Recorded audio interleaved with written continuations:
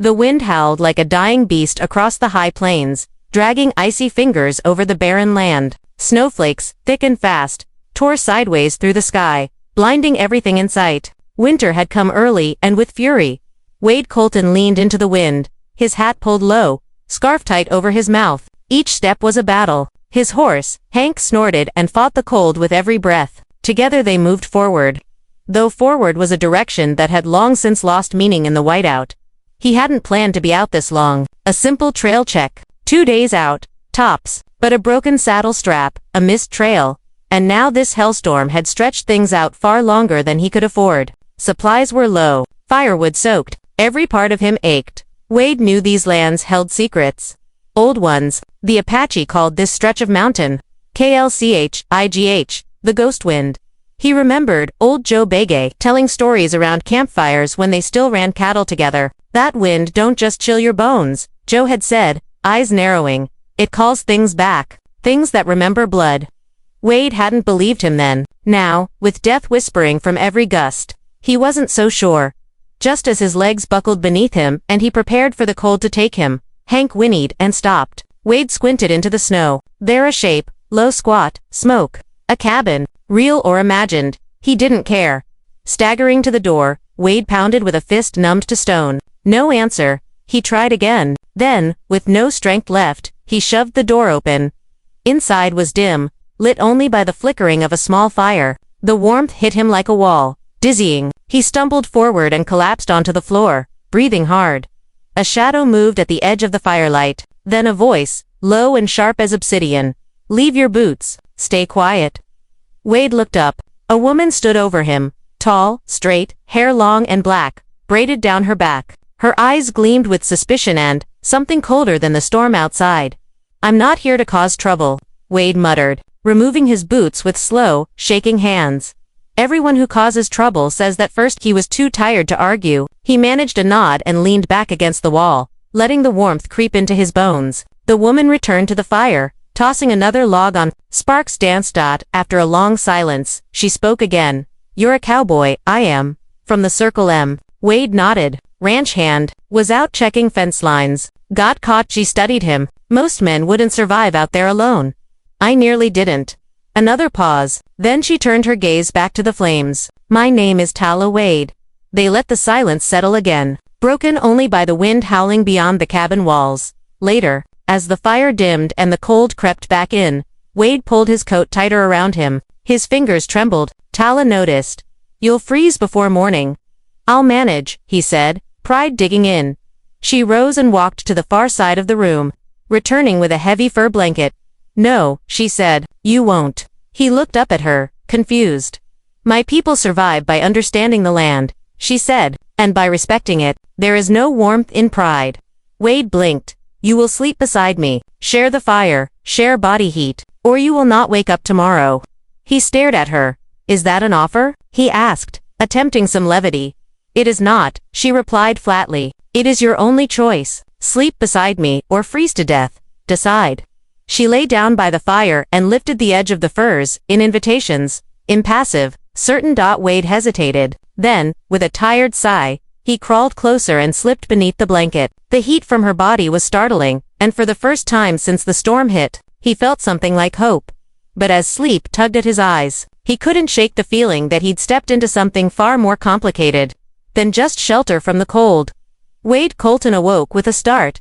At first, he didn't remember where he was, only the sharp contrast of heat against his skin and the sensation of being held, as though the storm itself had paused, frozen mid. Then it came back.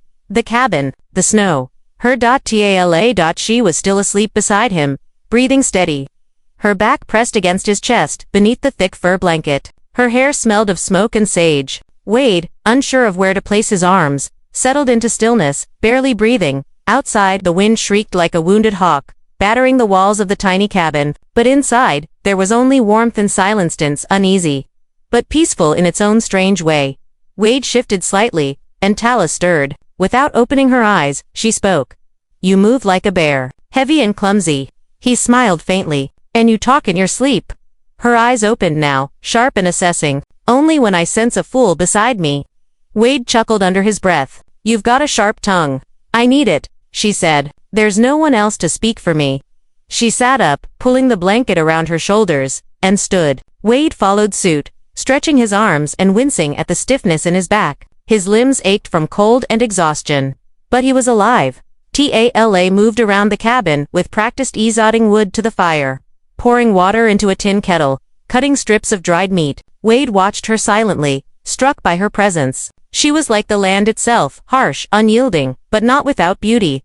"Where'd you learn to survive out here alone?" he asked finally. "My father was a scout," she said, "Apache Chiricoa. He taught me everything I know how to track, how to find shelter, how to listen to the wind. And your mother." Tala hesitated. "She was taken by men who looked like you."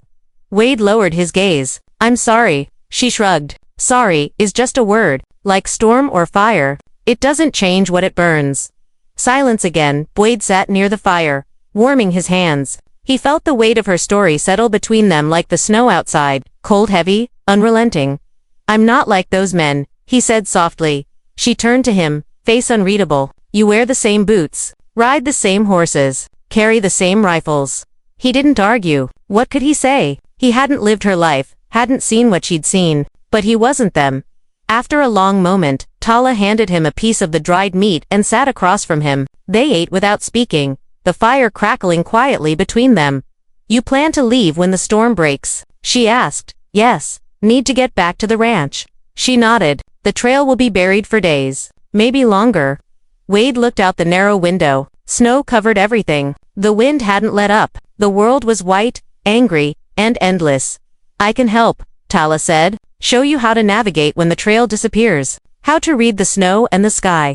He looked at her, surprised. "Why would you do that?" She didn't answer right away. Her gaze lingered on the fire. "Because something brought you here. Maybe chance, maybe something else, but you're not dead. That means something." Wade nodded slowly. "Thank you." "Don't thank me yet," she said. "You still might die." He laughed, and to his surprise, she smiled, a flitting thing, like sunlight through storm clouds. That night, they lay beside the fire again, closer this time. The blanket was tighter, the distance smaller. "You don't trust me," Wade murmured as they settled in. "I don't trust anyone," she replied. "But I'm listening." "To what?" "To the space between your words. The way you breathe, the way you lie still, instead of taking sad." Wade said nothing. The fire crackled between them, and the warmth grew. Outside, the storm raged on, but inside, something had shifted. Not peace, not safety, but a flicker of understanding, fragile as the flame, and just as dangerous. The wind changed on the third night. It no longer howled in fury, it whispered. Long, low, curling like smoke around the cabin walls. Wade heard it first as he chopped firewood out back, his axe biting into the frozen stump behind the cabin. At first, he thought it was the creaking of branches, or perhaps his own imagination playing tricks. Then he heard it again. A voice, soft, distant, like someone calling from underwater. He froze, axe raised, breath steaming in the cold. "Tala," he called out, but she was already at the door, eyes narrowed at the horizon. "You heard it?" he asked, voice tense. She nodded, stepping outside without hesitation, a buckskin cloak wrapped tightly around her. Her moccasins moved silently across the snow, but Wade could tell by her posture something was wrong. "It's not the storm," she said, eyes scanning the tree line. "It's the wind. You told me before your people call it the ghost wind." Tala's jaw clenched. "I hoped it would pass us, but it's speaking now. That means it remembers." "Remembers what?" She didn't answer. Back inside, Tala placed fresh cedar chips in the fire and began chanting softly under her breath words Wade didn't understand. Her voice was steady, low, rhythmic. It sounded ancient. Like it didn't belong in this century, or even this world. "What are you doing?" he asked. "Calling protection," she said. "Calling my ancestors." Wade didn't scoff, but his expression must have betrayed doubt. "You think I'm just a woman hiding in the woods," she said, still tending the fire. "But this land is older than your ranches. Older than the wire you string across it. You sleep beside spirits here, Wade Colton. Most don't know it. You're lucky you've made it this long." He sat quietly, unsure what to say. A part of him wanted to dismiss it all as superstition, but he hadn't forgotten what he'd heard. And he hadn't forgotten the way the wind seemed to curl around his name. That night, Tala didn't sleep. She stood watch by the fire, whispering to it as though it could answer back. Wade drifted in and out of sleep, his dreams uneasy. Shadows moved in them, old faces. His father, dead 10 winters. The face of a girl he once loved, lost to fever. They stood in the snow, calling to him with hollow eyes.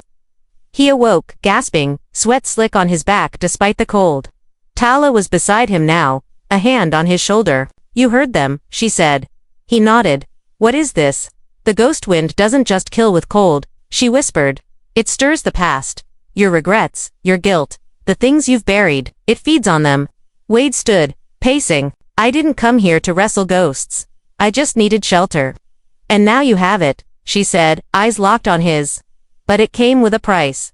In the morning, they found tracks in the snow, but they weren't human. Large, deep, like no animal Wade had ever seen, 3-toed wide, as though whatever left them walked upright but dragged something behind it. They led in a circle around the cabin, then vanished into the trees. "It's watching," Tala said simply. Wade loaded his rifle. "Then let it watch." Tala shook her head. "You can't shoot what doesn't bleed." He turned to her, frustrated. "Then what do we do?" "Just wait." "No," she said. "We go to it." Wade stared at her. "Go to it. If we don't face it, it'll never stop. It'll haunt this place and us until we give it what it came for." "What did it come for?" Tala paused. "Maybe you, maybe me, maybe both of us." She took a satchel from under the floorboards, filling it with herbs, ash, and something wrapped in leather Wade couldn't see. Then she picked up a small blade, not steel, but obsidian, black as night. Wade watched her, the edge of unease rising in him. "You're not just surviving out here," he said slowly. "You're guarding something." Tala met his gaze. "I was. But now the wind's awake. And it's not mine to guard anymore." They left at dawn. The storm had eased, but the world was still smothered in white silence. A low mist drifted over the snow, thick enough to blur the outlines of trees, rocks, and memory. Every step Wade took crunched beneath his boots, but Tala moved without sound, like a shadow gliding over ice. She carried her satchel slung across her back, a bundle of cedar tied to her hip. Around her neck hung a small talisman bone carved in the shape of a hawk's eye. Wade had asked no questions. Something told him the answers wouldn't come easily anyway.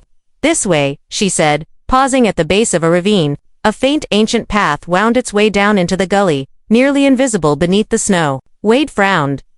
"Where are we going exactly?" "To the place where the land remembers," she said. "Where the wind first learned your name." He didn't understand, but followed anyway. The descent into the ravine was slow and tense. The snow masked treacherous ground, slippery rocks, hidden ice, and crevices just wide enough to snap a man's ankle. But Tala seemed to know every inch of it, and Wade stayed close behind her, rifle slung across his shoulder. They moved in silence until the trees grew strange, taller, denser, their bark darker than any pine he'd seen. The air felt different here, heavier still. Tala stopped suddenly and knelt beside a crooked stone half buried in the snow. She brushed it clean with gloved hands. It was a grave marker. Apache symbols carved into weather-worn rock. No name, just a story etched in shapes: a warrior, a flame, a hawk, a spiral. Wade studied it, uncertain. "Someone you knew." "My grandfather," she said quietly. "He died protecting the boundary." "Boundary of what?" Tala stood and faced him. "Of what should be left alone." She led him onward. The trees grew thicker still, bending toward each other like they whispered secrets no man should hear. Then the path opened into a hollow flat wide, ringed by standing stones so ancient their carvings had faded into time. In the center lay a stone slab, partially sunken, surrounded by blackened earth where snow refused to settle. "This is it," Tala said. Wade felt the hairs on his neck rise. The wind, which had been absent all morning, began to stir again. But not cold this time. It was warm. Wrong. Tala knelt and began unpacking her satchel. She laid out herbs, bones, ash, the obsidian blade. Then, from the bundle wrapped in leather, she revealed a small, withered object, a scalp lock, tied with a strip of faded cavalry blue. Wade's stomach turned. "That belonged to the man who killed your mother," he said. Tala nodded. "She died here, on this stone. The soldier who led the raid took her scalp. My father took it back, buried it with her, then sealed this place." Wade stepped back. "Why bring it out now?" "Because the seal is broken. The ghost wind carries the screams of those who died unjustly. It's calling for justice." Wade's voice dropped. "And what if it doesn't find it?" Tala met his gaze. Then it takes blood instead. She began chanting, her voice low, firm, echoing slightly in the open circle. The wind picked up, swirling in slow, deliberate currents around the stones. Wade could feel pressure building like the air before lightning strikes. Suddenly, a cry cut through the trees. Not human, not animal, something between. Wade spun, rifle raised, heart thudding. Shadows moved beyond the tree-lined, dozens of them, shapes with too many limbs, faces blurred by smoke. Tala, he barked. She didn't stop. Her voice rose louder, more insistent. The obsidian blade was in her hand now, carving symbols into her own palm. Blood dripped onto the ashes. The figures drew closer, surrounding the circle but never crossing the stone boundary. Wade stood between Tala and the shadows, finger on the trigger, but he sensed bullets would mean nothing here. Then, the wind stilled. One of the shadows stepped forward, taller than the rest, eyes burning like coals. It pointed at Wade. You carry guilt, it said in a voice like cracked stone. Tala stopped chanting. It's not him, she said. He didn't take part in the raid. He carries guilt, it repeated. Wade's voice shook. My grandfather. He rode with the 6th Cavalry. He was at the burning of Willow Run. Silence. Then the wind whispered again. Then his blood is your debt. Wade looked to Tala, and Tala looked back with something new in her eyes. Fear. The burning-eyed figure stepped closer to the stone circle, its smoky form dragging shadows like a cloak. Around it, the others stayed silent watchers, witnesses to whatever judgment was about to fall. The wind no longer screamed. It waited. Wade Colton stood just inside the edge of the circle, rifle lowered now, heart pounding in his throat. The spirit taller than a man but shaped like one pointed at him again. His blood carries the debt, it said. Its voice was not loud, yet it filled the clearing like thunder. What was taken must be returned. Tala remained kneeling beside the stone slab, her blood soaking into the ash, her chant now a whisper. Her eyes, locked on Wade, betrayed something he'd never seen in her before, helplessness. I didn't commit those crimes. Wade said, his voice firm but trembling. I was born decades after the raids. The spirit cocked its head, slowly, as if trying to remember what time meant. You carry the name, the blood, the silence. I didn't choose any of that. Tala rose now, stepping between Wade and the spirit. He came here seeking shelter, not destruction, she said. He stayed when he could have run. He shared the fire. He heard the wind. The spirit's glowing eyes narrowed. And what price did he offer in return? I offered myself, Wade said suddenly. His voice rang out louder than he expected. I faced this storm. I came with nothing, and I stand here now. Isn't that enough? The spirit turned toward him again. Your grandfather lit the fire at Willow Run. He watched women burn. Children. My brother died there. His spirit still screams with the wind. The name Willow Run cut through Wade's chest like a knife. His grandfather had never spoken of it, only mentioned bad times and necessary things. The truth had always been shrouded in silence. Wade swallowed hard. Tell me what I have to do. Tala spun around. Wade, no, he interrupted. If this debt is real, if this pain's still echoing through the trees after 50 years, maybe it's time someone stopped pretending it didn't happen. The wind moaned low, approving. Tala stepped closer, voice low and urgent. There are other ways. Wade shook his head. What if there aren't? The spirit extended a hand-long fingers like smoke and ash, curling toward him. Offer. A piece of the bloodline, enough to mark an end. Wade looked down at his palm. Then, without flinching, he drew his own knife and sliced across the back of his hand. Blood welled and dripped onto the snow. The ground hissed where it landed. Let this be the mark, he said, staring into the spirit's burning eyes. Not for the man who did it, but for the man who didn't look away. The spirit stepped forward, and Wade braced himself ready for pain, or death, or worse. But the figure did not strike. Instead, it reached for Wade's bleeding hand and gently pressed its smoky palm against it. The air exploded with light.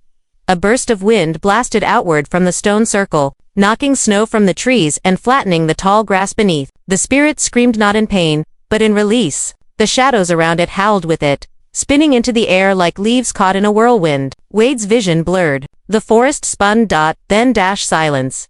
When Wade opened his eyes, the clearing was empty. No spirits, no voices, only him, Tala, and the soft falling of new snow.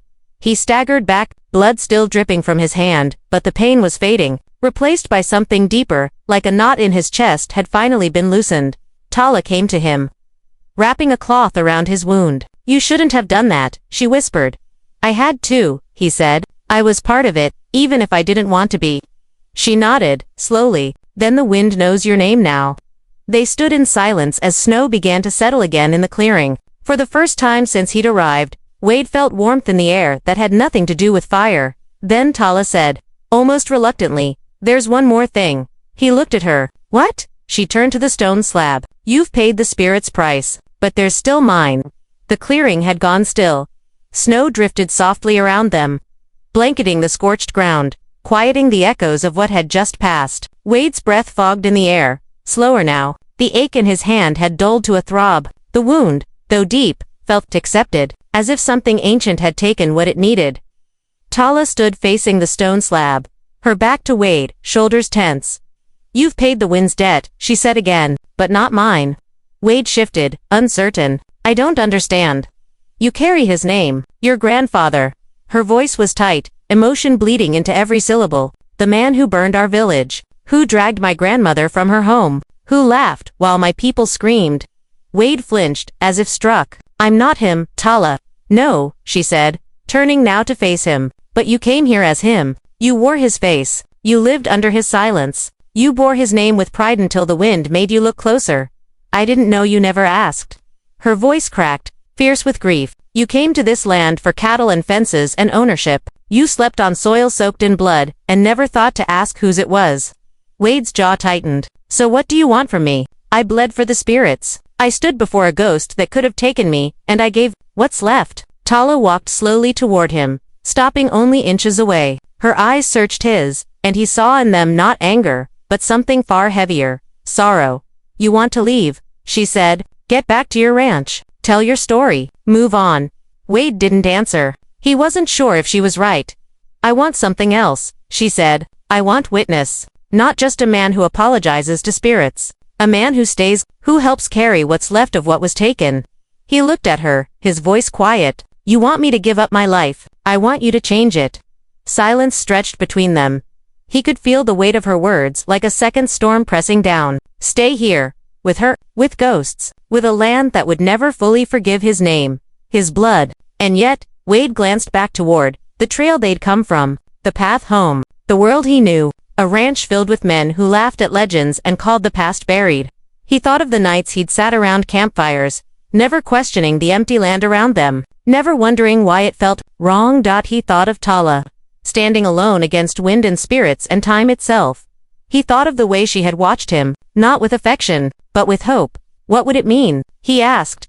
To stay, she asked. It means no more pretending the land belongs to men who paid for it with paper. No more fences cutting across bones. It means learning, listening, standing with those of us who remember.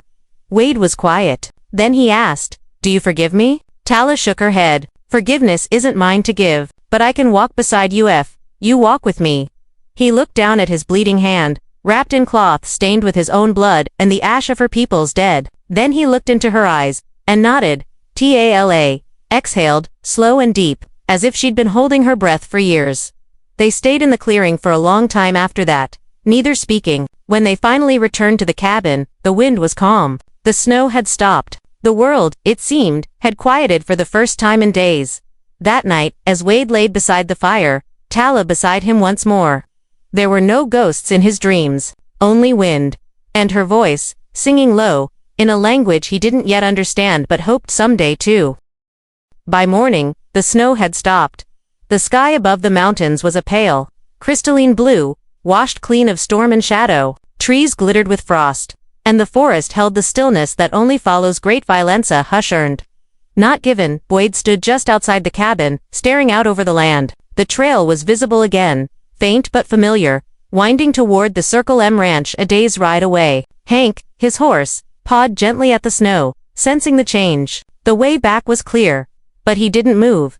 Behind him, Tala stepped into the doorway, wrapped in her fur cloak. Her dark eyes found him easily, as if she'd known exactly what he was thinking. You could go, she said softly. The wind's done with you. The spirits are at rest. Wade didn't answer right away. The breeze that touched his face was no longer biting. It felt like breath alive, aware, and watching. I've lived my whole life ignoring what this land remembers, he said finally, pretending it didn't matter, that it was history. Tala joined him, her boots silent on the packed snow. And now, he turned to face her. Now I know better. They stood in silence, watching the horizon, where the line between snow and sky blurred like a fading scar. I thought surviving meant staying ahead of the cold, Wade continued. Now I think it means knowing when to sit in it, when to share the fire. Tala nodded. You understand more than most ever will. He looked at her, really looked, and saw the weight she carried, not just the legacy of her people, but the burden of solitude, of standing watch over stories no one wanted to hear, of protecting a truth too painful for others to face. You don't have to do it alone anymore. Wade said. Tala raised an eyebrow. What would you do, cowboy? Chop wood, hunt rabbits, fight ghosts. He grinned. Only if you show me how. She studied him for a moment, then smiled small, but real. You'd make a terrible scout, but a decent student. I'll take it. They returned inside and rebuilt the fire together. The cabin felt different now, less like a place of exile and more like a space reclaimed. The furs were warm. The air no longer held a hint of death. There was only the scent of cedar, smoke, and something quieter, peace. Wade spent the next days learning. Tala taught him how to read the trees, how to follow the snow's story instead of just walking over it. She showed him the old trails, the markers her people had carved into bark and stone. They visited the standing stones again, and this time, the wind did not whisper. They hunted, cooked together, mended broken tools, and spoke in long silences broken only when they had something that needed saying. Wade asked questions not just about survival, but about memory, about the songs Tala sang in the evenings, about the names etched in the old stones. She answered each one with patience. One night, sitting by the fire, Wade turned to her. Why me? He asked. Tala was silent for a moment. Then, because you stayed, I didn't have much choice. You had every choice, she said. Most men would have taken what they needed and left. You didn't. You listened. You bled. You saw. He didn't know how to respond to that, so he just nodded, humbled. Eventually, the snow began to melt. Spring whispered on the breeze, and birds returned to the trees. Wade knew the world beyond the mountain would start calling him back, but when he looked toward the trail now, he felt no pull. One morning, he took a length of wood, carved it with the small obsidian knife Tala had given him, and placed it in the clearing beside the others. Not a grave marker, a memory post, his own story, left among the rest, a cowboy's tale.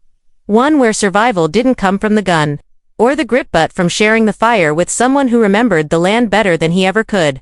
And the wind, at last, was quiet.